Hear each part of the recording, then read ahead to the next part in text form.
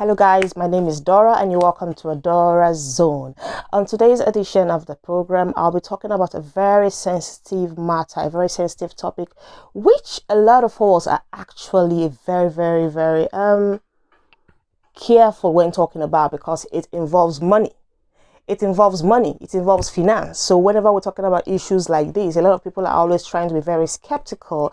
But let me tell you something. Some things must be said, as hard as it is, as harsh as the truth might sound. It has to be said. Well, you're welcome to Adora's Zone. Like I have said, if you haven't subscribed to my channel, please kindly hit the subscribe button so that from time to time you'll get to be notified when I bring down topics that make sense.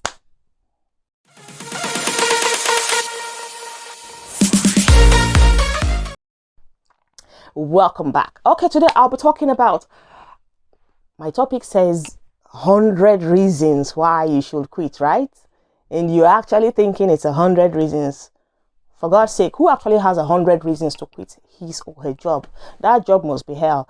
All right, I'll be talking about 5 reasons why you should quit your job.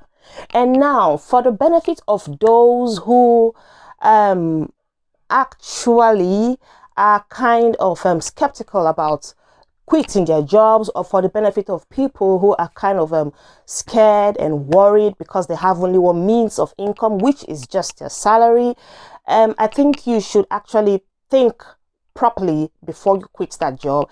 I think you should actually sit down and give it a rethink. You should sit down and you know what, think it through before you fire your boss. Because in situations where you have no other means of income, or where you have no other alternative to making money, quitting your job just like that, you didn't get it from here. Anyway, 5 reasons why you should quit that job. Number 1, toxic. If your job is toxic, if your working environment is toxic, if toxicity is the order of the day in your place of employment, quit.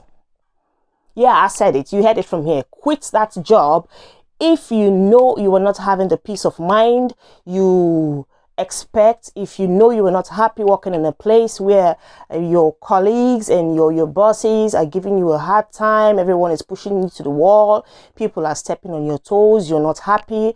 And you see, sometimes in most situations, I've spoken to a few people, and one of the reasons why they want to quit, or why they have actually quit their job, is because they always have these anxiety issues when it comes to going to work. Sometimes you wake up in the morning and the first thing that comes to your mind is the fear of actually leaving your house to go to work, the fear of actually meeting people at work, the fear and the anxiety of actually, spending the whole day in a cube.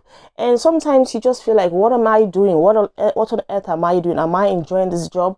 And then when it comes to that point where you start to ask yourself questions like, am I enjoying this job? What do I do if I quit?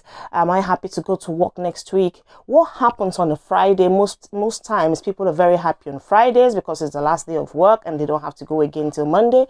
And then Sunday night, the fear and the anxiety and the depression sets in. Are you happy to keep going through this cycle every time? So if you think you are happy about it, it's not an issue, you don't have any problems with that, there is no worries at all, keep on to your job. But if you are the situation where you think going to work, or even thinking about going to work gives you anxiety issues, gives you problems, makes you moody, as you're listening to me right now, grab a piece of paper and a pen and start drafting your resignation letter.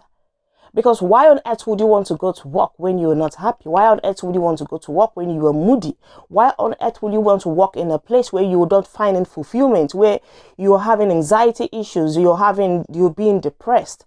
Why on earth would you want to feed your depression? Why on earth would you want to destroy your mental health, to destroy your mental states just because you want to work? And that's why I said, if you have no other means of income, I think you should think about it, because on the long run, if you quit your job and you're not able to attend to your financial needs, that also sparks your depression issue. But if you know you can make do without a job, you can actually manage a situation pending when you get something else, then quit that job and look after your health. Quit that job and take care of yourself. Quit that job and make yourself happy, because in the first place, you need to have a good health. You need to have a good state of mind for you to focus on another person's business. Number 2, if you're working in a poor condition, a bad, poor salary, quit your job. Why would you want to work in a place where you're not happy? Why would you want to work in a place where the instructions of that place making you is kind of driving you crazy? Why would you want to work in a place where there is this slave/master's mentality, giving you the impression that you're only working just because you were needed at that point, and then you work just to put a little food on the table and it ends there? Why would you want to work in a place where you were not appreciated? And sometimes when you talk about appreciation, people feel like, why should you be appreciated? After all, you're being paid. No. You are being paid to do a job does not mean you should not be thanked once in a while for doing that job. If you can pay me to do your job, then why don't you do it yourself and save your money and thank yourself? Yeah, I understand that we all want money to sort out one or two things, in our lives and the family and all that. But if someone goes out of their way to work for you, you being the boss, I think once in a while, show appreciation. Once in a while, give honor to whom honor is due, because without the staff, without you employees, your business is nowhere. For your information, the employees, your staff, is the heart. They are the heart of your business. So once in a while, show appreciation to people who carry out these jobs for you, who make your business stand, who make things move in your business, in your organization.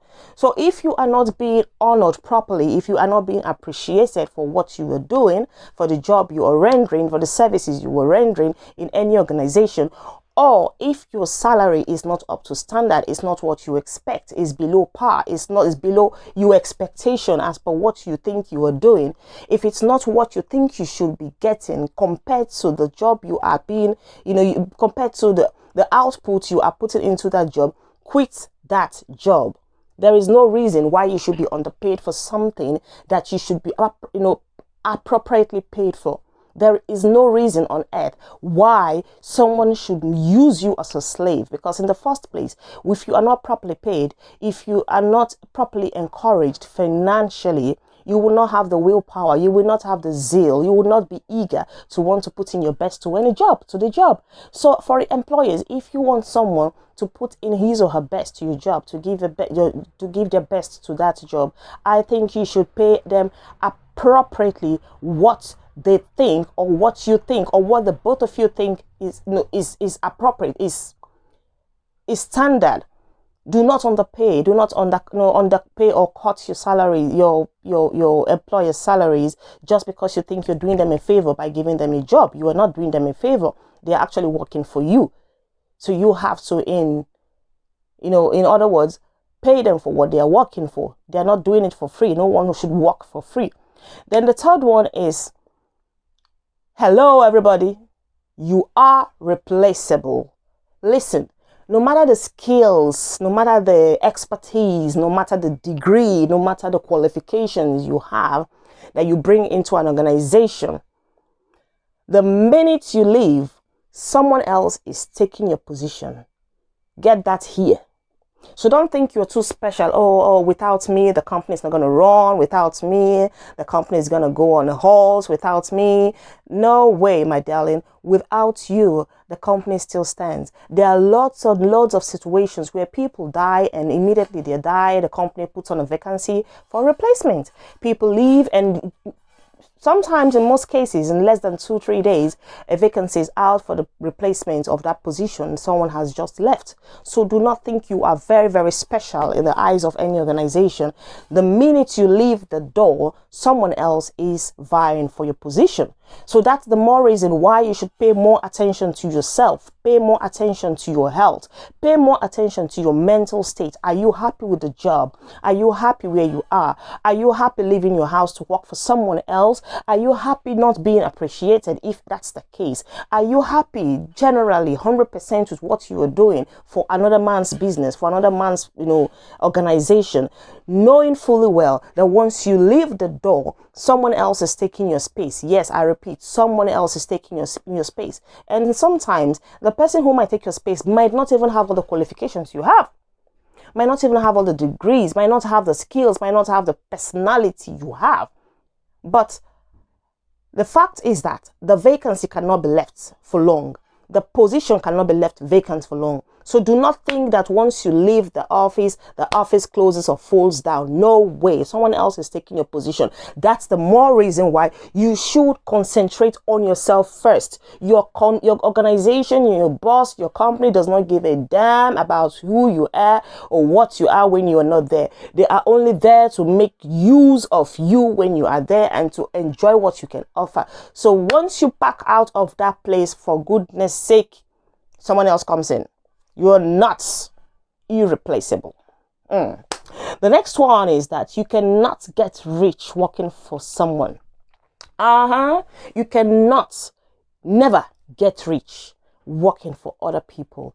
It's the fact. You are only paid what they think you are worth in their eyes. You are only paid what they think you have actually given out. They will never give you more than what they think you are worth. Like, in the eyes of most employers, I'll use most in this case.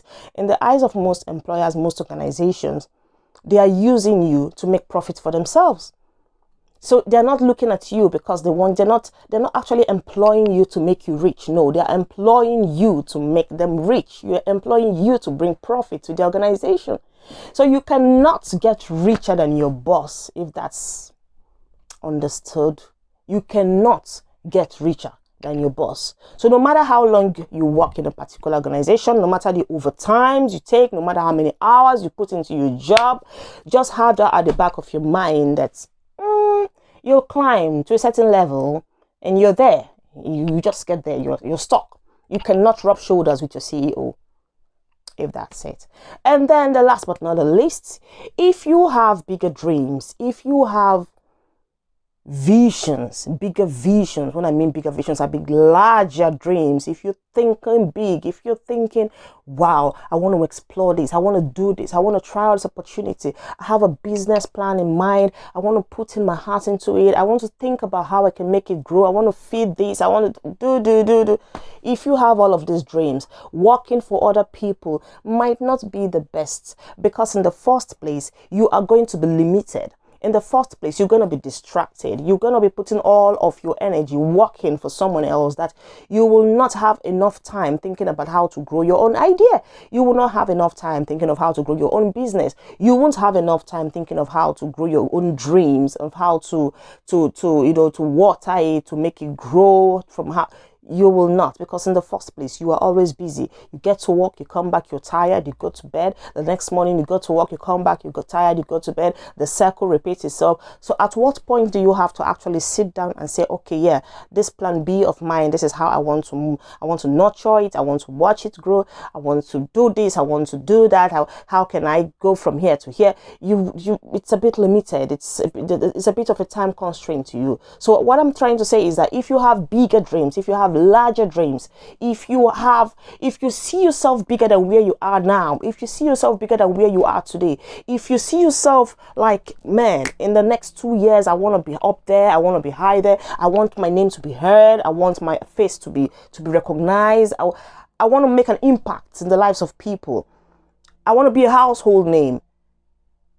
You can't be a household name when you are in a box in someone's company, in an organization, in one office, seated 9 to 5. You can't. Nobody knows you. Nobody knows you. Just sitting down there, and then you are giving your services to someone who is actually making his name, who is actually a household name. Can you imagine yourself working for a boss of a very, very important organization? Everybody knows his name. Google his name and his name comes out. His face comes out. If possible, his family's picture comes out. Yeah, he's a household name. He's known. But you that have all those dreams of becoming a household name, becoming popular, becoming rich, becoming wealthy, becoming creative, you are in there in his office. How then do you expect to be a household name? So I'm just trying to say that if you think you are not patterned, you are not created for this whole, indirect slavery kind of thing, 9 to 5, working for people, blah, blah, blah, blah, blah. If you're not fashioned out in that way, you should start writing your resignation letter. You should start preparing, start making your way out. And the earlier you do it, the better. Because time waits for no man. Life is too short to be miserable. Life is too short to be confined in a box of unhappiness, of moodiness, of depression, of negativity, of anxiety. Oh my goodness, I can keep naming them. Life is too short for all of this. Everyone wants to enjoy life. Everyone wants to have fun. We don't know when it's going to be. Anyone can go tomorrow. So if tomorrow or next tomorrow someone dies, and then they begin to ask, what has he achieved in life? What has he been able to get for himself? What is his achievement? What's the question? What's the answer? What exactly are you going to be able to say? I have made this. I have left a footprint in the heart of people. Can you say that? That's the most important thing when it comes to life. Always put yourself first. If you are not happy where you are, change it. If you are stagnant in a particular position, move from there. Do not allow people to walk over you and make you feel like you're nothing, like you do not belong to the society, or you were actually downtrodden. If you are not happy with your job, change it. Thank you.